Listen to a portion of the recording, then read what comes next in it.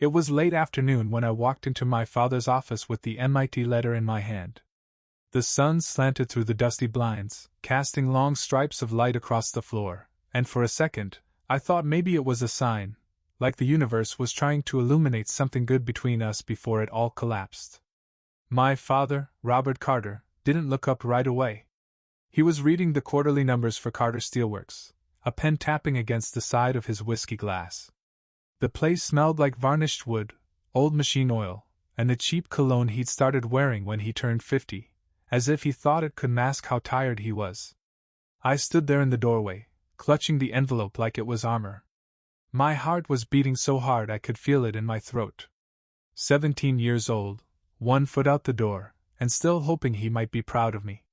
When he finally lifted his gaze, there was no curiosity in it, just that thin, skeptical line of his mouth. "What's that?" "My acceptance letter," I said, voice steadier than I felt. "From MIT. He blinked once, slowly, as if the syllables needed extra processing time. Then he set his pen down with exaggerated care. "I thought we were past this," he said. "You and your computer nonsense." "It's not nonsense," I said. "It's a full scholarship. Dad, do you understand what that means? I've been working on this for—" He held up a hand. "Don't start." I swallowed hard. I'd rehearsed this moment for weeks, every argument, every defense, every line about how I could help the business if he'd let me modernize it. How automation and predictive analytics weren't just theoretical. How Carter Steelworks could survive another century if he'd let it evolve. I laid the envelope on his desk. Then I pulled out the proposal I'd spent 6 months compiling. 50 pages, neatly bound, with diagrams and projections and citations from journals he'd never read. I'd imagined him flipping through it, and seeing all the hours I'd poured into proving I wasn't just a kid with a hobby. He didn't touch it. He leaned back in his chair, studying me like I was something he couldn't quite identify. "You think you're smarter than me," he said finally. "No," I whispered. "I think I'm different." He let out a short laugh, sharp enough to sting. "You want to abandon your family to play at being special. You think some fancy degree is going to make you better than the people who built this place?" He gestured around the office, the walls lined with black and white photos of men with the same jawline, the same hard stare. "This is who you are." I shook my head. "No. It's who you are." Something changed in his eyes then, something I'd never seen before. Not disappointment. Not frustration. Contempt. He stood. For a moment I thought he might walk out, leave me there in the silence. But he didn't. He raised his hand, and before I could flinch, his palm connected with the side of my face. The sound was small, almost polite. The heat bloomed instantly across my cheek, and I knew, in that fraction of a second, that whatever part of me still hoped he'd understand was gone for good. When I looked up, he was already moving back behind the desk. He sat, smoothed the crease in his slacks, and picked up the pen again. "You're done here," he said quietly. "If you walk out that door, you don't come back. You're no son of mine." At the edge of my vision, my mother stood in the hall, her hands twisting the hem of her cardigan. She didn't say anything. She never did. But when I turned to leave, she stepped forward and pressed a folded wad of bills into my palm. Her eyes were glassy, her mouth trembling. "I'm sorry," she whispered. I don't know how to stop him." I didn't have an answer. Maybe there wasn't one. I walked out without looking back. Down the stairs, past the production floor that still smelled like scorched metal, past the men who pretended not to notice as I passed. Out the side door, into the brittle autumn air. I stood there on the cracked asphalt, clutching that envelope and the cash my mother had slipped me, and realized I was free. Free, and alone. A pickup truck rattled past the front gate, and for a moment, I wondered if the driver could tell I'd just lost everything. But as I started walking toward the bus station, I realized I hadn't lost anything that mattered. Not really. I still had my mind. My ideas. My conviction that I didn't have to be another Carter man choking on regret. That was the day my father decided he was finished with me. I didn't know it yet, but it was also the day I started becoming someone he couldn't control. The first night alone didn't feel brave. It felt pathetic. I sat on a plastic bench in the Greyhound terminal, clutching the MIT letter and the cash my mother had slipped me, trying not to look like a kid who'd just been thrown away. I called the admissions office the next morning. 3 times. Each time, a different woman explained in the same patient tone that without my parents' tax information, the scholarship couldn't be released. I hung up the last time and sat on the curb outside a 7-Eleven in Cleveland, staring at my reflection in the window. I looked like a stranger, thin, exhausted, half-defeated. Sophia Martinez's family didn't ask questions when I showed up on their porch with my backpack. Her mom just hugged me and told me I could stay in the spare room as long as I needed. Sophia made me tea and pretended not to notice when I couldn't stop shaking. But kindness only stretched so far. I needed work. Fast. Within a week, I was bussing tables at a diner that smelled like burnt grease and mopping floors in a strip mall at night. My hands cracked from cheap soap. My shoulders ached so badly I sometimes slept sitting up. At dawn, I'd stagger back to the Martinez's couch and crash until the next shift. By winter, I knew I couldn't stay. Sophia's parents never said a word, but I saw it in the tight way her mom folded the laundry I tried to help with. So I packed up, just my laptop, 2 pairs of jeans, and the MIT letter I still read sometimes, like a superstition, and took a bus south. I landed at Columbus State Community College because it was cheap and didn't ask many questions. I rented a basement studio in Dayton for $400 a month, cash only. The carpet smelled like mildew, and the heat barely worked. On good nights, the roaches stayed hidden. On bad ones, I woke up to their skittering across the counters. But at least no one could throw me out again. Days blurred into routine. Bus tables from 6 to 2. Mop hallways from 3 to midnight. Collapse on the mattress, still in my uniform. Some nights I'd wake up convinced I'd made a mistake, that I should have begged my father to reconsider. But the shame was always worse than the fear. In the narrow spaces between work and exhaustion, I coded.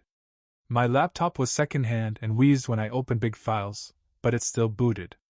I built tiny tools, scheduling apps, data parsers, anything to keep my brain alive. It was the only time I felt like myself. One afternoon, in the campus library, I was tweaking a machine learning model when someone spoke behind me.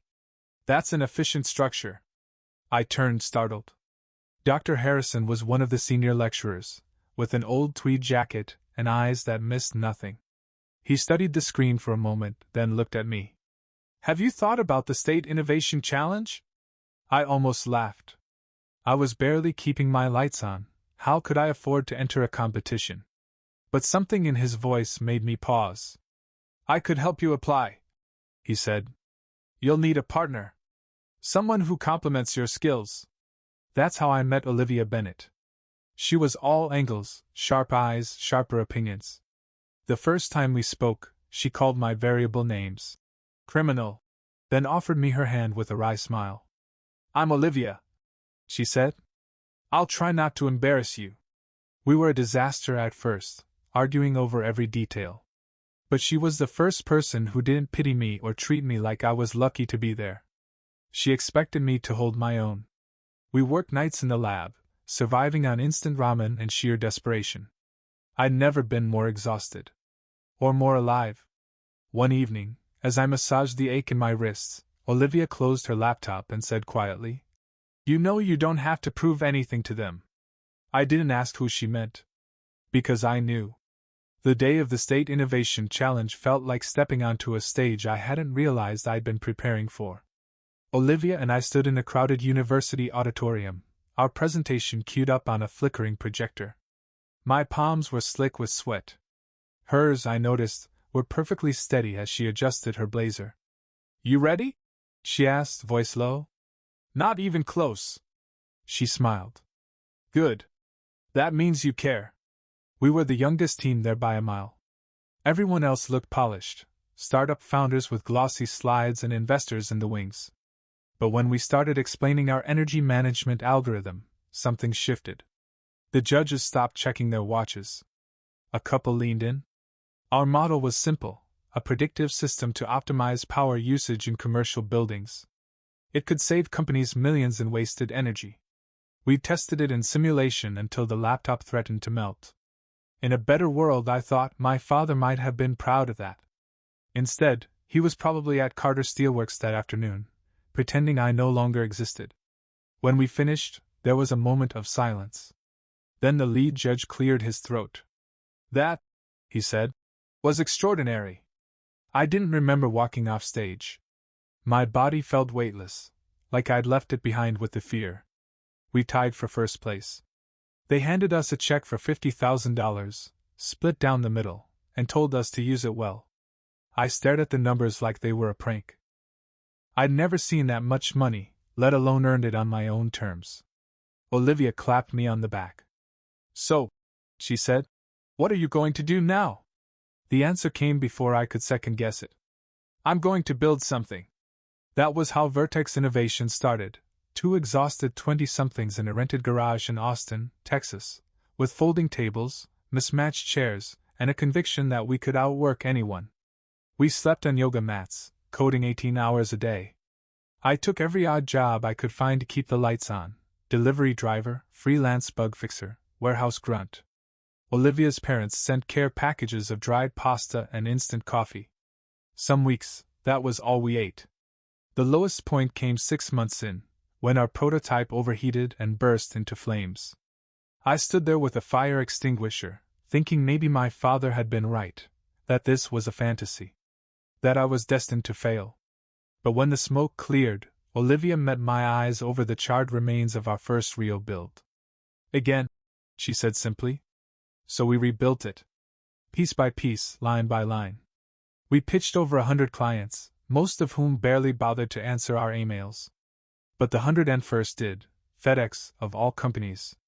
They gave us 15 minutes to prove our system could outperform Titan Industries, the entrenched giant we'd admired from afar. We stayed up 3 nights straight running simulations. When the day came, we presented in a stuffy boardroom, our clothes wrinkled, our hearts hammering. 2 weeks later, the contract landed in my inbox. Vertex had won. It wasn't a lottery ticket. It was the result of every moment I hadn't given up. Every hour I'd spent believing I was more than the boy my father called a disgrace. By the time we were profitable, I'd almost stopped thinking about Pittsburgh. About the office that still smelled like steel and stale whiskey. Almost. But the past doesn't stay buried forever. 11 years. That's how long it had been since I'd heard my father's voice.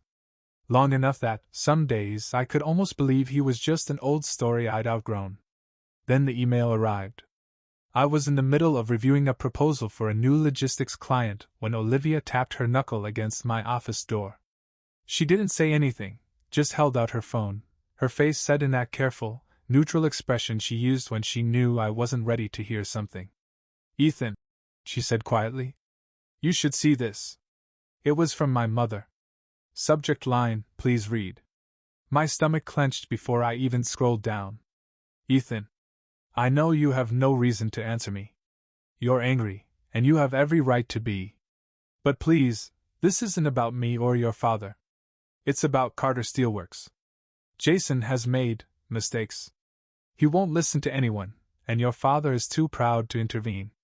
If something doesn't change, they'll lose everything. The bank statements are attached. I'm sorry for everything. I truly am. But there are hundreds of people whose jobs depend on that factory. You're the only one who can stop this. Mom. Attached were PDFs, cash flow projections in free fall, loan balances, overdue invoices. A red figure so large it made my chest go tight. I closed the email and leaned back in my chair. For a long time, I just watched the ceiling fan spin. Part of me wanted to delete it, to pretend she hadn't reached out at all. Another part, some stubborn splinter that still cared about the people behind those numbers, wouldn't let me. Olivia sat across from me, folding her hands on her knee. "You don't owe them anything," she said. "I know. But you're going to help." I rubbed my temples. "I don't know.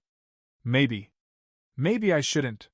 She didn't try to convince me either way. That was one of the reasons I'd married her. She believed I deserved to make my own choices, no matter how complicated they were. Later that night, After Noah was asleep, I sat alone in my office with the old photos spread out across the desk.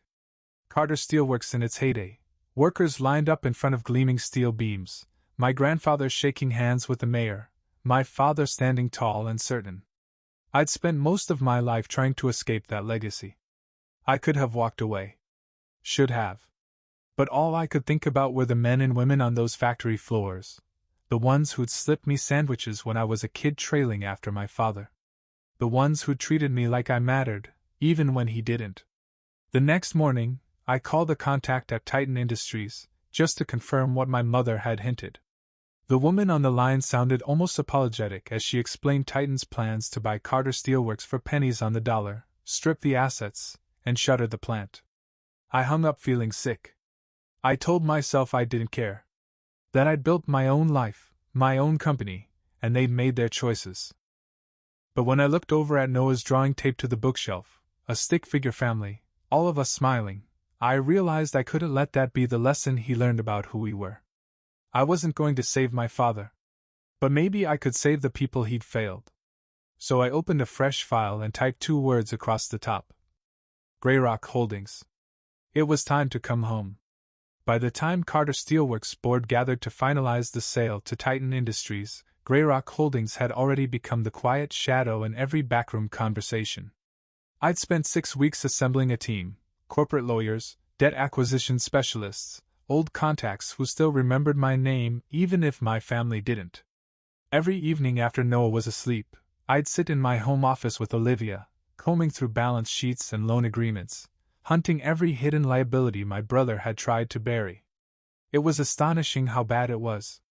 Jason had siphoned cash to fund vanity projects, an e-commerce spin-off no one asked for, a branding agency that never delivered, some half-baked cryptocurrency venture he was too embarrassed to admit had failed. He'd leveraged the factory as collateral for a dozen loans, each more reckless than the last. And my father had signed off on all of it. I didn't tell my mother what I was planning. I didn't reply to her emails. If she wanted me involved, this was how it was going to happen, on my terms. When Greyrock reached 58% ownership of the company's outstanding debt and voting shares, I knew it was time. The board convened in the same conference room I remembered from childhood, with the long oak table and the brass nameplates. Jason sat at the head, smirking like a boy who'd stolen a cookie jar. My father sat 2 seats down, gray and tired but still radiating that old pride. They both looked up when the doors swung open. And I walked in. For a moment, no one spoke. Then Jason recovered his swagger. "What the hell are you doing here?" I set a folder on the table and flipped it open, page by page. Loan agreements, debt transfer notices, proof of default. "My name," I said evenly, "is on all of these now." His face went slack. You can't just buy our debt." "You can't," Olivia said from behind me, her voice calm and razor-sharp. "Especially when the debt holders are eager to recoup something before the whole operation implodes." One of the board members cleared his throat. "Mr. Carter, Ethan, are you here to finalize the sale to Titan?" I looked around the table, taking in the familiar faces. Men who'd watched me grow up. Men who'd looked away when my father called me a disgrace. "No," I said. "I'm here to stop it." My father finally spoke, his voice rough. "Ethan, you don't understand." "I understand perfectly," I cut in. "You're selling 100 years of work to a company that plans to liquidate it. You're throwing away every job in this building because you'd rather burn it all down than admit you were wrong." He looked down at the table, his jaw working. But he didn't deny it.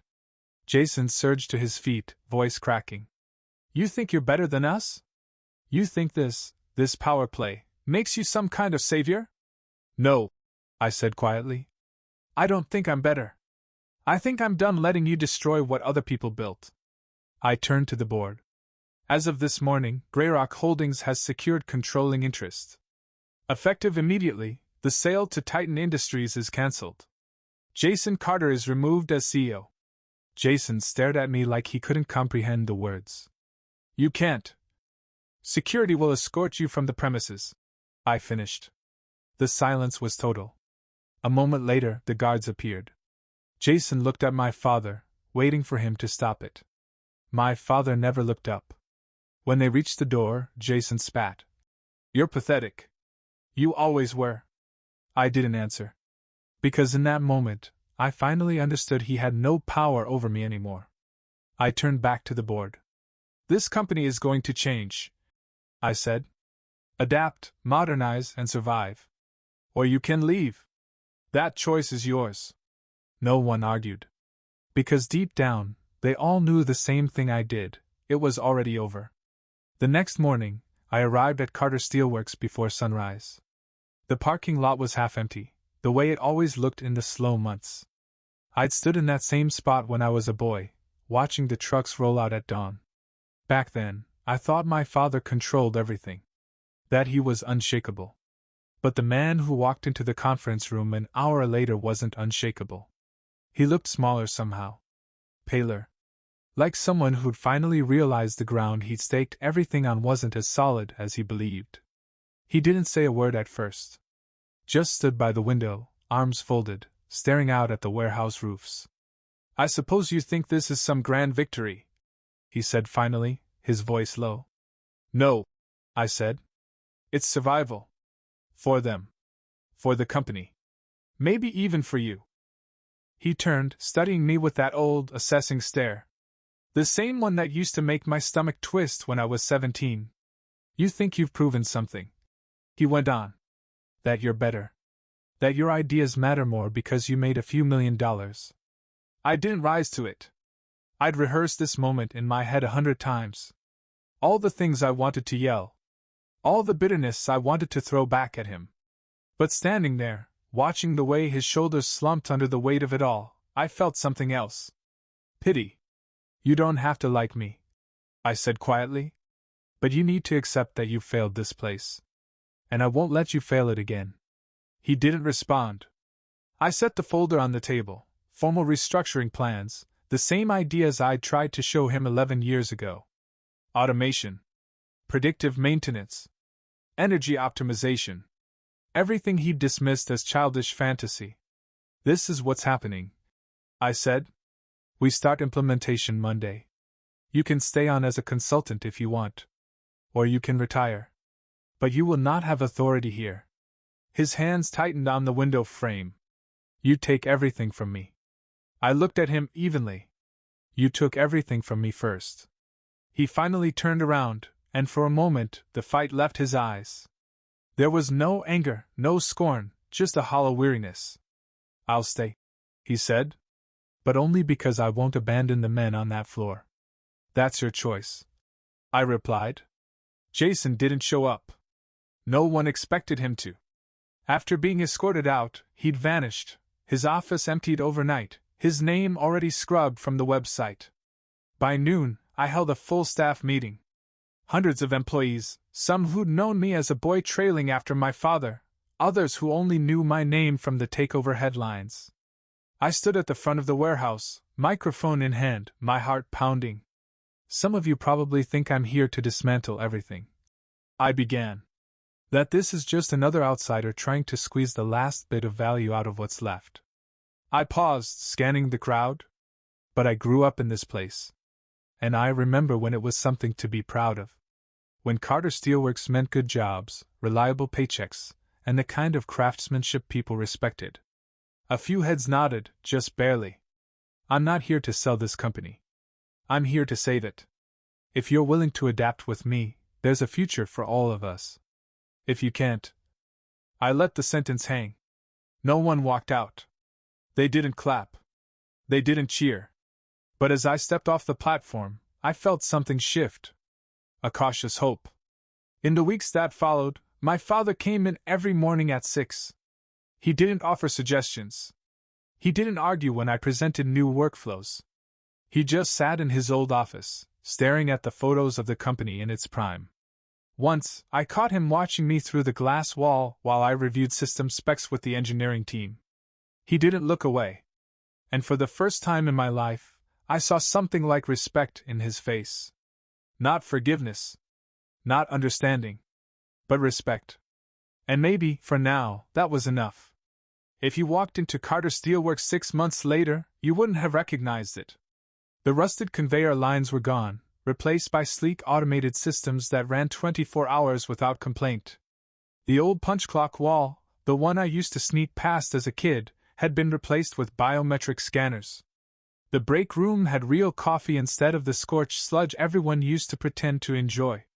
Sometimes I'd stand on the catwalk above the production floor and watch it all running, every machine, every workflow, exactly as I'd imagined when I was 17. The same plans my father once called childish. Now they were the reason the company had survived. It wasn't perfect. The transition was rough. Older workers resented the changes, afraid the automation would leave them behind. I knew better than to sugarcoat it.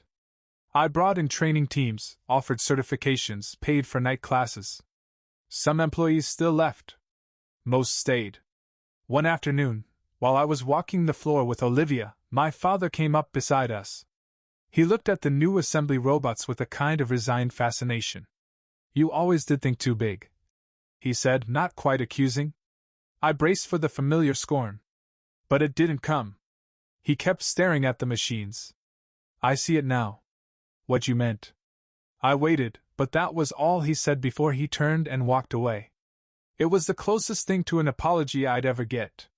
At home, life felt easier in a way I couldn't explain. Maybe because every day I went to work, I proved to myself I hadn't been wrong to believe in my ideas. Maybe because I'd stopped expecting my father to fill the role he never could. Noah was 6 now. He loved visiting the factory, watching the robots, climbing onto the forklifts when the operators weren't looking. One morning, he tugged my sleeve while we were walking the catwalk.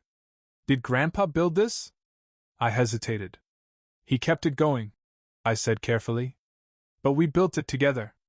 It wasn't the full truth. But it was the best version of it I could give a 6-year-old. Some nights, my mother came over for dinner. She and Olivia would talk about recipes or Noah's school while my father sat at the end of the table, quiet. He never mentioned the day he'd thrown me out. He never asked how I'd survived. At first, that silence made me angry. But over time, I realized it was the only way he knew how to acknowledge what he'd done. He didn't have the language for regret, only the discipline to keep showing up every morning as if his presence could patch the cracks he'd made. And maybe that was something. Not enough. But something. The board meetings felt different too. No more hush-voiced arguments over debt. No more scrambling to keep the lights on. For the first time in decades, Carter Steelworks was solvent. Profitable, even. The new system slashed costs by 30%. New contracts came in from companies that had once written us off as obsolete. I'd look around the conference table at men who'd dismissed me as a teenager with a laptop, and I'd see it in their faces: acceptance. They didn't love me. But they trusted me to lead. And after everything, I realized that was enough. The last piece to fall into place was the sign out front. For months, I'd left it untouched: Carter Steelworks, painted in fading white letters. The name my father had fought so hard to protect. One evening, after everyone had gone home, I stood alone at the gates and looked up at it. And I understood that this place didn't have to be a monument to our failures. It could be something new. It was a quiet Tuesday when my father finally spoke the words I'd waited most of my life to hear. I'd stayed late to finish reviewing a proposal to expand our predictive systems to the smaller plants. The rest of the offices were dark. Only my father's light was still on, spilling across the hallway in a thin rectangle of yellow. I walked past his door, intending to leave without another conversation. But he looked up, and something in his expression made me pause. "Ethan," he said, his voice rougher than I remembered. "Come in a minute." I hesitated, then stepped inside. He was sitting behind his desk, the same place he'd sat when he called me a disgrace and told me to leave. The same desk where I'd laid out my proposal at 17, thinking he might be proud. For a moment neither of us spoke. He gestured to the chair across from him, and I sat, hands folded in my lap like a kid again. "I used to think," he began slowly, "that all this—" He waved a hand at the walls, the photos, the old steel beams stacked outside. "Was the only legacy that mattered. That keeping it exactly the way my father left it was some kind of duty." He paused, searching for words. "When you were a boy," He went on. I wanted you to love it the way I did. And when you didn't, I didn't know what to do with that. I waited. I thought if I pushed you hard enough, he continued, you'd fall in line. That I could break you into what I needed. He swallowed, his gaze dropping to his hands. But you weren't the one who broke. I studied him in the dim light. He looked smaller than I'd ever seen him. Just an old man with too many regrets, and not enough time to fix them. I wanted to be an engineer, he said finally, almost a whisper. Did you know that? I shook my head. He pulled open the bottom drawer of the desk. When he set the folder on the table, I recognized the brittle blueprints even before he pushed them toward me, designs for a mechanized assembly line, dated 40 years ago. My father called them childish nonsense, he said. Told me to grow up. So I did. His eyes met mine, raw and tired. And I did the same to you. The silence felt heavy in my chest. I wanted to tell him I forgave him. That we could start over. But I couldn't. Because part of me still carried the 17-year-old who'd left this building with nothing but a backpack and a last scrap of hope. So I did the only thing I could. I reached out and closed the folder, gently. I understand, I said. He nodded, and in that nod was an apology he'd never learned to say out loud. Later that night, I stood in the dark parking lot, looking up at the new sign, Vertex Steelworks. It hadn't been a decision I made lightly. But the old name felt like a cage, and I wanted Noah to grow up knowing he wasn't bound by someone else's legacy. When I turned to leave, Olivia was waiting by the car. She didn't ask what my father had said. She just took my hand, the way she had since the day we started this journey together. At home, Noah was still awake, drawing robots on the living room floor. He looked up when I came in and held out his picture, proud. Is this like the ones at your factory? He asked. I knelt beside him, studying the wobbly shapes and bright colors. It's exactly like them, I said. And in that moment, I knew the real victory wasn't the company or the contracts, or the respect I'd finally earned. It was this. The quiet certainty that my son would never have to wonder if his dreams were worth fighting for. He'd never have to earn my love by sacrificing who he was. He'd never have to walk away just to survive. And maybe that was the only legacy that ever mattered.